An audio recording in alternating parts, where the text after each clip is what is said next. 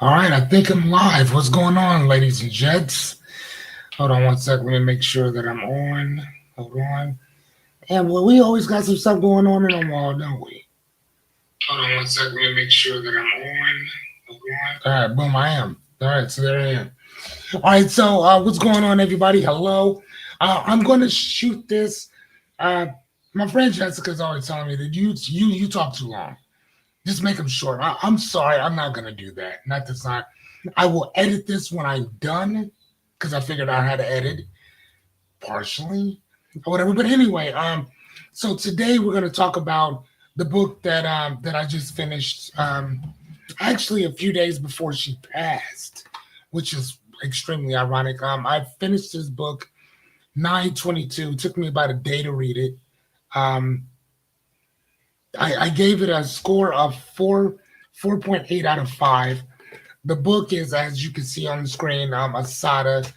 Um, and so, how do people know about her? Well, depending on what's going on in your life and the time that you've heard about her, you either heard about her being an activist or reading about activism, or you heard about her through being Tupac's aunt. I think people said that she was his aunt or whatever, but technically she was his godmother. Her and Feeney knew each other pretty well. Um, Here's the thing: there's some books that I can just kind of go into because they're pretty superfluous. So like really, they're right there. You don't really have to go too far. It's it's it's right there in front of you or whatever. So it's not.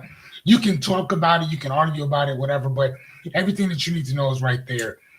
Reading this book, it's one of those books, man, that you go down this really long, paradoxical uh, rabbit hole, man. Like you can't talk about Asada without talking about Matulu. You can't talk about Matulu without talking about Afeni, which is Tupac's mother. You can't talk about uh, anybody with the last name Shakur for the most part without talking about Zaid, which he was the original guy with the name. He died in 1973 during the Brinks uh, armored truck robbery, which is actually the same robbery that Asada was said to have off the police officer after being shot with her hands up 3 times.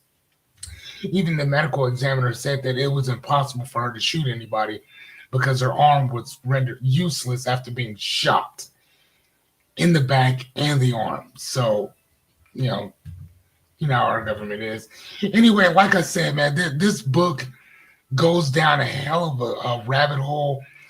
Some of the things I did want to talk about because I know, here's the thing, I know most of you guys are not going to read this. I know you're not. And I almost feel like if I don't read it for you, how are you going to know? So there's a couple passages that I like to read for you real fast. Whatever I know that Jessica's like, dude, what are you doing? I don't care. I don't. Because people don't like to read. Seriously. Just saying. I'm going to read it. So, boom. So here's the thing. So what is this? This is page 139. I forgot whatever. Okay, listen to this.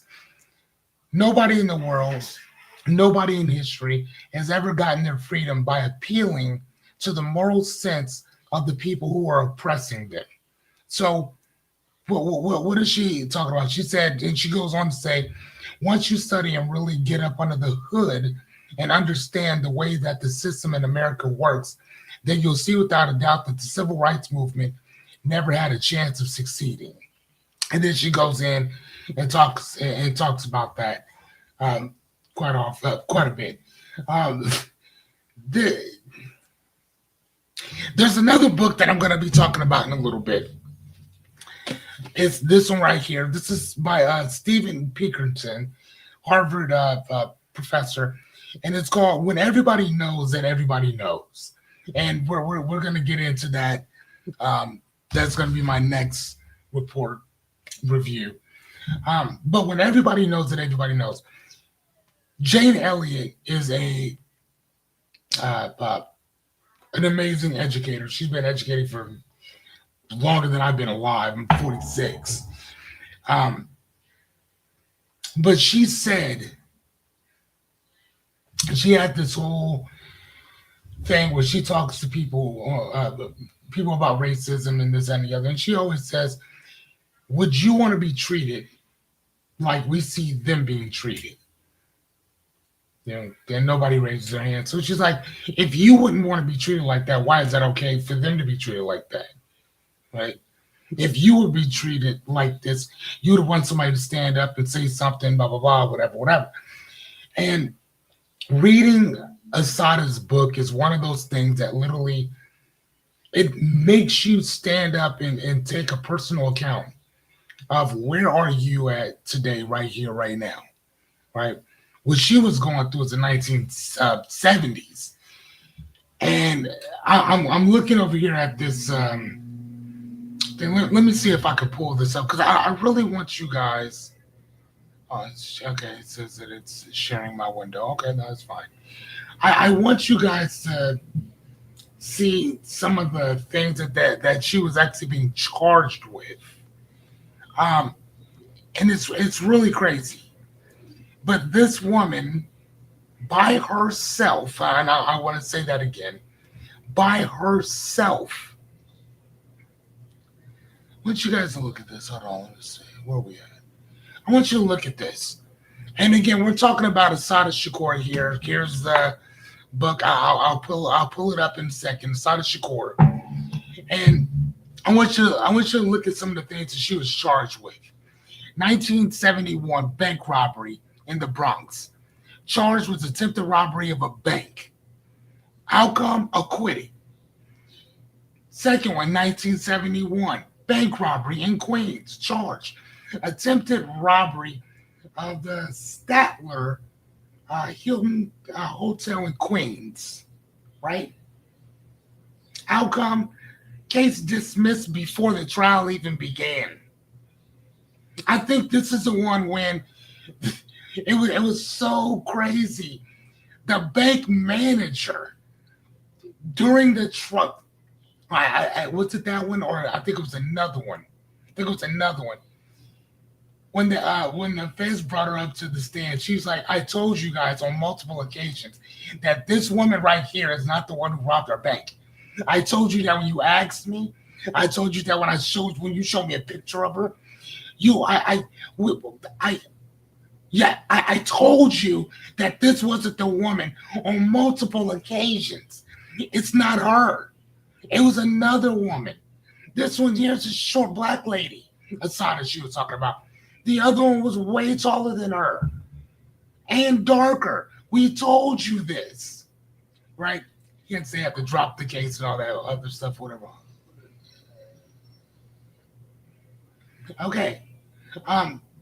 So it's just kind of like one of those things like what do you do with this information, right? So anyway, let's continue on. 1971, I mean, man, she had a hell of a year, didn't she? Hand grenade attack, charged attempting to kill police officers with a hand grenade. Outcome, acquitted. 1973, things did not go so well, and I'll kind of touch on that for a second, and then I'll go from there or whatever. But this was a New Jersey Turnpike shootout, the most famous case that most people know about. Hits where she was shot 3 times by said individual. Incident, shootout during basically a routine traffic stop. Assata, Zaid, Shakur, and Zendayata Akoli. Bro, if you're alive and I butchered your name, I'm so sorry. But the trooper he was killed. Zaid was killed, and Assata was shot and captured. And some of the stuff that she talked about in her book about the things that they were calling her, the things that they were doing to her, like while she was laying in a hospital bed, Like they would like it was whatever. I'm just saying. Here's the thing. I will say this before I continue on. This is also coming from the same government. Now, I and again, I could be sitting here talking a crap ton of stuff. Hold on. I want to show you guys something real fast. There's a guy by the name of Gary Webb. I'm showing you this here. Now, I've known about Gary Webb for many years now. But who was it? He was an American investigative journalist. He was the one who cracked the case wide open about uh, Rick Ross, the drug dealer out of California. And he's the one who found out that the CIA was either turning their heads or implicit in bringing narcotics into America to be sold in the to be sold in the inner cities to fund money back to Nicaragua. He's the one who broke that case wide open. Now here's the crazy thing about it, right? I'm gonna say this. This is also the same guy who was all these major magazines and newspapers, they shunned him. I mean, he wasn't chasing a story. He was chasing not the story. He was chasing so-called the truth. And you know what he gets for this? Here, let's look at this. So let's look at the impact. Is that the story blew up, especially in black communities, but Webb was heavily attacked by larger newspapers, and his career was ended. Let me tell you what he gets for this. Death in 2004. Webb died from 2 gunshot wounds to the head. And I don't know if you guys could see this or not, but it is it's ruled a suicide. A person who was shot in the head twice and is labeled as suicide. Listen, ladies and gentlemen, I'm going to explain something to you. Do you know how bad you would have to want to kill yourself to shoot yourself twice in your head? Like, depending on where you shot yourself, how would you even remember what you were doing? Half your noggin's gone. And I'm pretty sure that he's smart enough to know not to use a 22. Because that's just going to be dinging around all in your head and shit like a pinball machine. So you'd want to use a 9mm, maybe a 38, you know? I mean, if you ain't got really much around, 45 will knock your shit clean off. But to do it twice.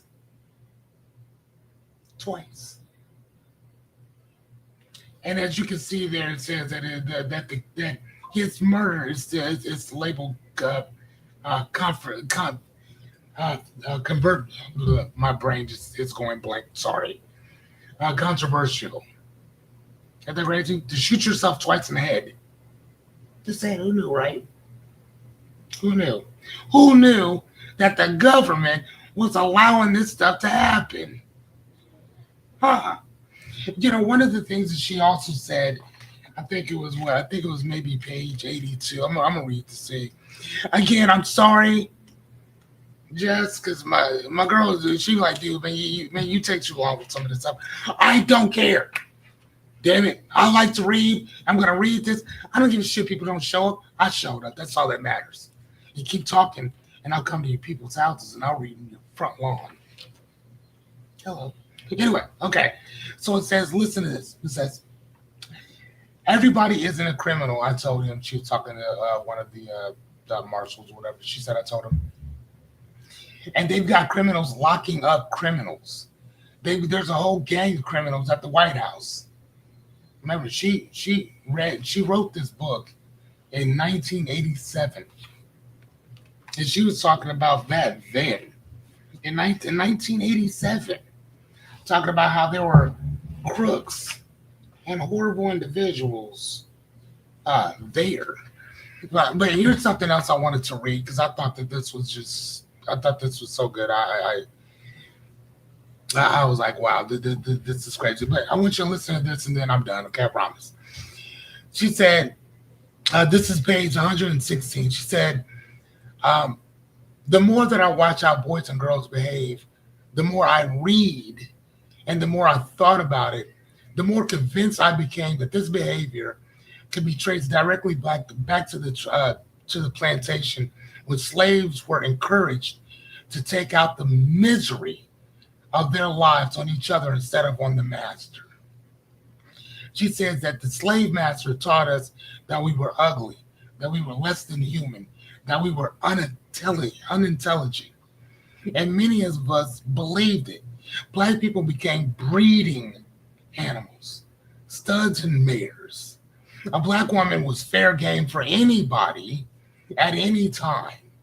The master or the visiting guest or any redneck who desired her could have her. The slave master would also have six, will order her to have six with this stud, and seven with that stud. So that's what we were: stairs and studs and mares. That was it. Right, I'm gonna continue on, and then we'll go. Right. She said that the slave master will order blah blah blah blah blah. Okay, we just read that for the purpose of increasing his stock. She said she was considered the black woman was considered, and she was considered less than a woman. She was a cross between a whore and a workhorse. And if you ask me, a lot of us still act like we're back on the plantation with the master pulling the strings. This is also how black men have internalized black women. And this is also the white man's opinion of the black woman. And I quote. So, like I said, man, you don't have to read it. You don't have to. And the reason why I shake my head to this is because if you look at some of the stuff that we're still going through to this day, it's like, bro, are you serious, man? Like, really? Like this is what we're doing? We still haven't changed this shit? Yeah. Anyway, yeah, it was a hell of a thing. Another thing too, though, that the moniker Shakur came from, like I told you before, Zaid. No, actually his name is Zaid. And they don't really talk a lot about him. I know that he was 23 years old when he passed. They were all around the same age when he passed. But that's where they got the name Shakur from. And actually, Assata actually changed her name another time before she became Assata. So she was born Joanne, and then she took on another African name, but she didn't really understand it or like it. And then Assata was her third moniker, the one that actually stuck. And then, like, I remember Tupac was talking about during one of his interviews, he was talking about how his mom, this woman who didn't know anything, had basically took on, because she had a case too, around some of the same type of stuff, whatever.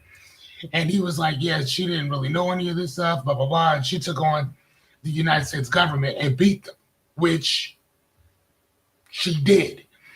But the more that you look into these stories, again, because they're all connected to each other, the more that you look into it, when they moved from wherever she moved to in the 60s, when she joined the Panthers, when she moved to New York, she was involved in law a lot. Matter of fact, let's see, I found a couple of the things about her. Give me 1 second, and I'll explain this right quick.